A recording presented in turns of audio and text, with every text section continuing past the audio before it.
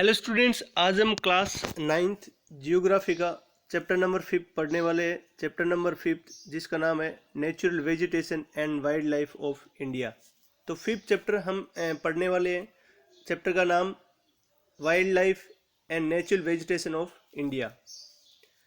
इस चैप्टर में हम जो मेनली जो टॉपिक करने वाले हैं, जो टॉपिक हम कवर करेंगे, पहले तो हम इंट्रोडक्शन, उसके बाद में 3 फैक्टर्स फॉर बायोडाइवर्सिटी, जो 3 फैक्टर है बायोडाइवर्सिटी के, जिसके बारे में रिलीफ, क्लाइमेट, इकोसिस्टम, जिसके बारे में हम पढ़ेंगे। Importance of forest, types of vegetation, types of vegetation में हम जो है वेजिटेशन के टाइप भी पढ़ेंगे।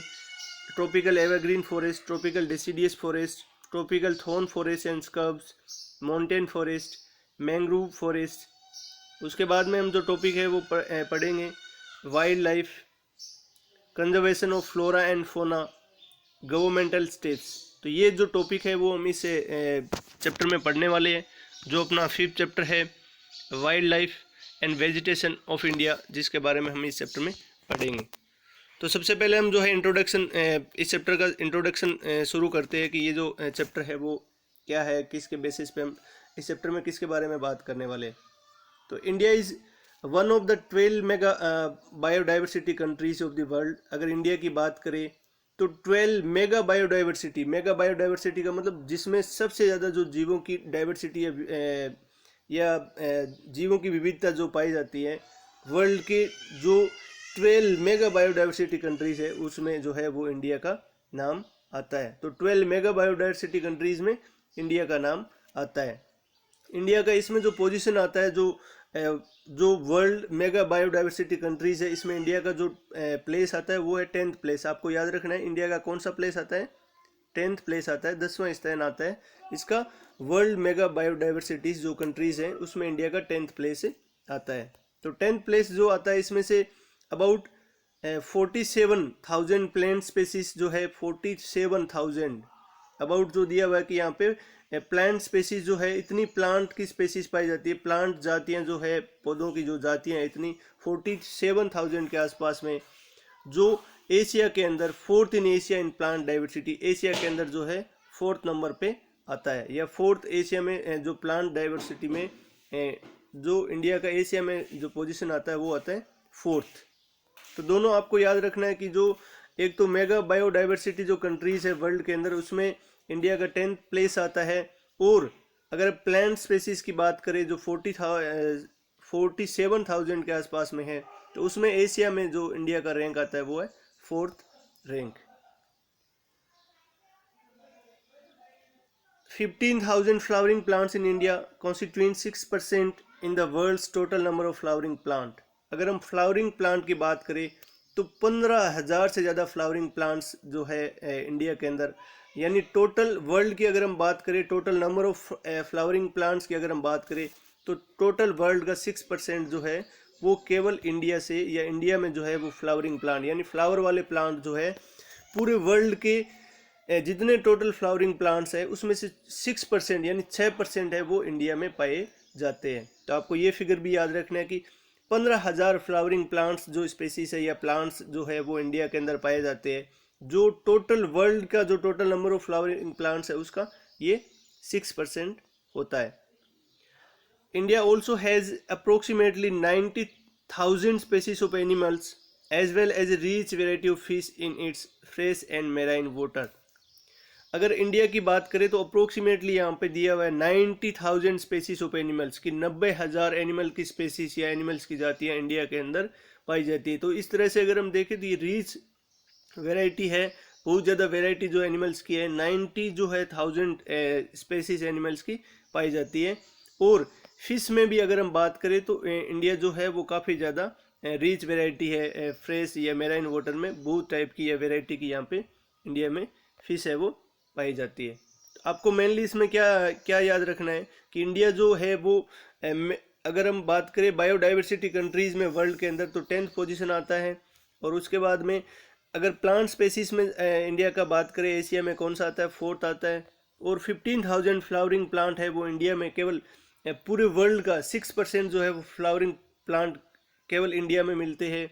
और इंडिया में 90,000 एनिमल स्पेसीज जो है वो पाई जाती है, बहुत ज़्यादा रीच वैरायटी है एनिमल स्पेसीज की, और फिश में भी बहुत ज़्यादा रीच वैरायटी इंडिया के अंदर है।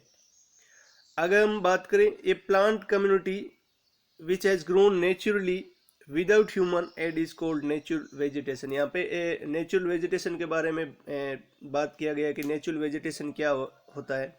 नेचुरल का नाम ही समझ सकते हो, जो नेचर जो प्रोवाइड करती है या नेचर के द्वारा जो ग्रो होते हैं, जिनको नेचुरल वेजिटेशन बोला जाता है। वेजिटेशन का मतलब यहाँ पे हम प्लांट के बारे में बात करने वाले हैं, सारी प्लांट स्पेसीज को वेजिटेशन बोला जाता है। तो नेचुरल वेजिटेशन का मतलब ए प्लांट कम्युनिटी, एक plant community which has grown naturally, जो नेचुरली ग्रो होती है, मीन्स नेचर के द्वारा, या जिसको ह्यूमन नहीं लगाता है, वो नेचुरली ग्रो होती है।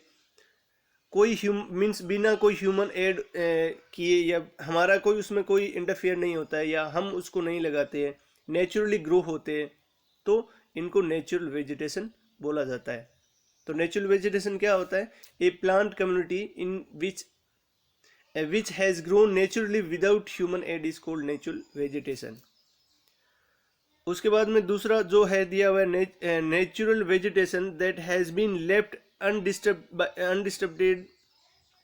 undisturbed by humans for a long time is called virgin vegetation। यहाँ पे वर्जिन वेजिटेशन किसको बोला जाता है? याद रखना कि वो नेचुरल वेजिटेशन जिसको ह्यूमन बिना डिस्टर्ब किए बहुत समय के लिए छोड़, अनडिस्टर्ब्ड का मतलब ह्यूमन उसका कोई यूज़ नहीं करता है या उसको डिस्टर्ब नहीं करता है इस तरह की वेजिटेशन को बहुत लंबे समय तक, तो उसको बोलते हैं वर्जिन वेजिटेशन। तो आपको ये वर्जिन वेजिटेशन नाम याद रखना है कि वो नेचुरल वेजिटेशन जिसको ह्यूमन मीन्स टच भी नहीं करता है, यूज़ भी नहीं करता है, उसको अनडिस्टर्ब वैसे ही छोड़ देता है लॉन्ग टाइम के लिए, तो उसको बोलते हैं वर्जिन वेजिटेशन। तो नेचुरल वेजिटेशन, वर्जिन वेजिटेशन, दोनों नाम आपको याद रखना है। उसके बाद में इसमें दिया हुआ है फ्लोरा एंड फोना। आई होप कि आपको ये पहले से पता है फ्लोरा क्या होता है एंड फोना क्या होता है। फ्लोरा जो होता है वो यूज किया जाता है प्लांट स्पेसीज के लिए, या प्लांट को फ्लोरा से डिनोट किया जाता है, और फोना जो है वो एनिमल्स के लिए यूज किया जाता है। तो ये आप याद रखना, flora plant and fauna animals. Flora is use to denote plants of a particular region और पीरियड। फ्लोरा जो होता है वो यूज किया जाता है या डिनोट किया जाता है किसी पर्टिकुलर रीजन में जो वहाँ के प्लांट होते हैं जिसको फ्लोरा बोला जाता है, और किसी पर्टिकुलर रीजन में अगर वहाँ जो एनिमल स्पेसीज होती है पर्टिकुलर रीजन में जिसको फोना बोला जाता है। किसी पर्टिकुलर रीजन में प्लांट स्पेसीज को तो बोला जाता है फ्लोरा, और किसी पर्टिकुलर रीजन में एनिमल स्पेसीज को बोला जाता है फोना। तो दोनों आपको नाम याद रखने हैं, फ्लोरा एंड फोना। फ्लोरा यूज किया जाता है प्लांट के लिए, फोना यूज किया जाता है एनिमल्स के लिए। Flora and fauna kingdom constitute biodiversity of a particular region और पीरियड।